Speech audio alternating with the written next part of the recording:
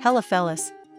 Welcome back to Top 5 Choices. Today's video I am gonna do a detailed review and pick the top 5 best budget phones, 2021. After doing proper researches, we came to the conclusion that meets the best in terms of overall.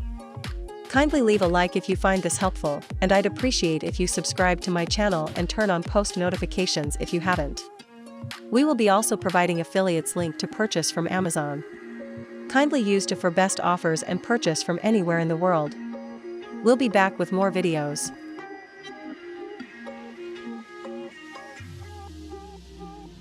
The fifth place comes the Poco M3 Pro 5G. It becomes an important device for the company because it is the first to pack a MediaTek chipset in India. The good thing is that it uses one from the latest Dimensity series. Poco has equipped the phone with Dimensity 700 processor, which delivers significantly better performance than the Qualcomm Snapdragon 662 chipset used on the Poco M3. It comes with dual SIM connectivity and 5G support. The phone also has UFS 2.2 as standard storage. The internal storage on both the variants can be further expanded using a microSD card. Both the RAM and storage should be enough for most buyers, but I will advise you to opt for the 6GB RAM model. I played a number of games on the Poco M3 Pro 5G including Call of Duty, Mobile, Asphalt 9 and Modern Ops. The gaming experience is also satisfactory on this device, especially for the price. On the software front, the smartphone runs MIUI 1.2.0.2 based on Android 11 out of the box. We have learned that Poco is working on its own software which should come to its smartphones at some point, but that's unlikely to happen anytime soon. For now, you get a decent experience, at least better than what we have seen on previous Xiaomi and Poco smartphones. There are less bloatware and bugs on the phone which enhance your daily experience.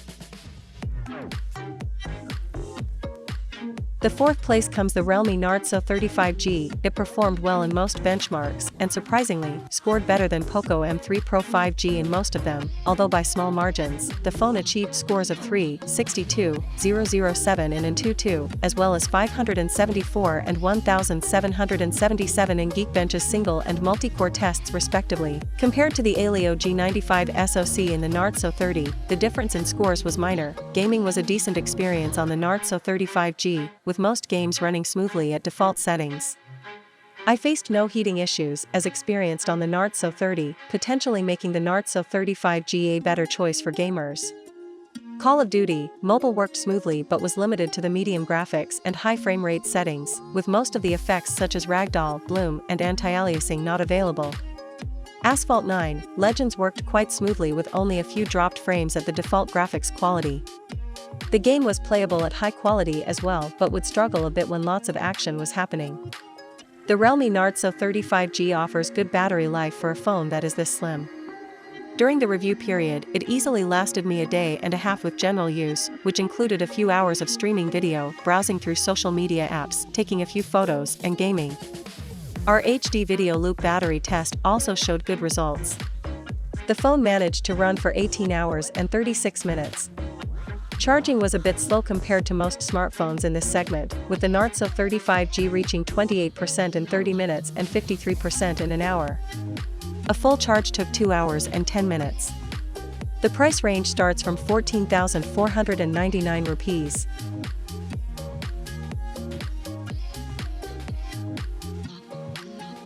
The third place comes the Redmi Note 10S. It is a slightly more powerful version of the Redmi Note 10, which was launched in March this year.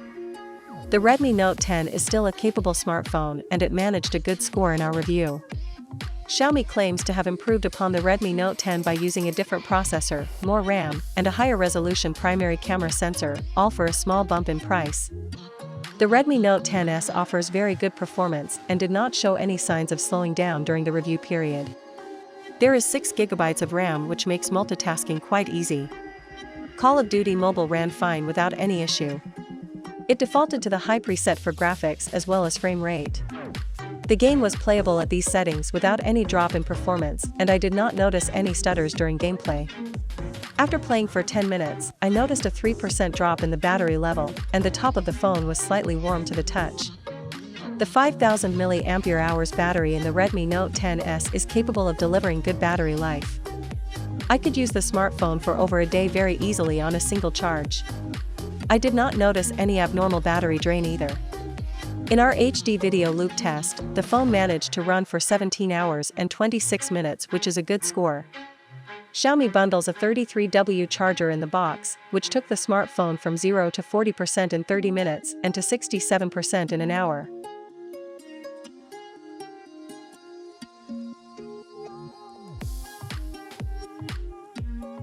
Second comes the Motorola G40 Fusion. The powerful 8nm Qualcomm Snapdragon 732G chipset does almost anything to deliver faster performance.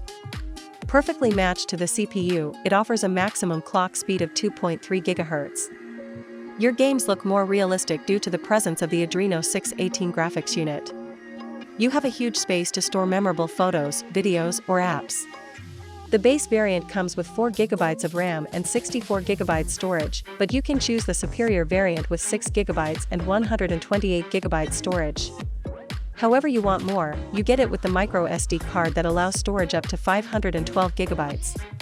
Coming with ThinkShield security protection, you are away from malware, phishing, or any other breach. With the Hugeleap 6000 mAh battery, you feel energized at all times. On a single charge, you'll get 8 hours of screen time and 2 days of battery life under normal use. While the 20W fast charger is just a small addition to your battery. The 20W charger can take 2.5 hours to fully charge the battery. The Motorola G40 Fusion comes with an attractive price, starts at 15,999 rupees approximately. Overall, you get the best in budget. Coming with a big screen, the perfect refresh rate for gaming, fabulous performance with a brilliant chipset, and huge battery, the Motorola Moto G40 Fusion proves to be the best cost-effective smartphone.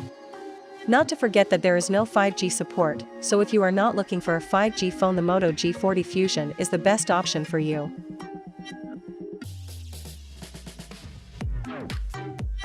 First comes the Realme 8. The Realme 8's design is heavily focused on making it slim and light, and it does a very good job here.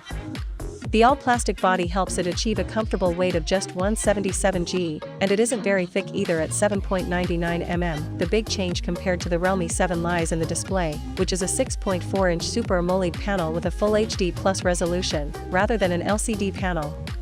This is the first time Realme's non-Pro number series has received the AMOLED treatment. With this display, you also get a speedy in-display fingerprint sensor, but you sacrifice the 90Hz refresh rate that the Realme 7 offered. In terms of performance, the Realme 8 feels snappy. I did miss the fluidity in scrolling offered by a 90Hz display, but usability was still good. The Aleo G95 SoC posts good benchmark numbers too, scoring 289, 587 points in AnTuTu. I didn't encounter any heating issues, even when gaming for long stretches. Speaking of which, games ran very well and looked good on this display. The Realme 8 also delivers solid battery life. The 5,000 mAh capacity easily lasted me for an entire day with heavy use, and even longer when my usage was a bit lighter.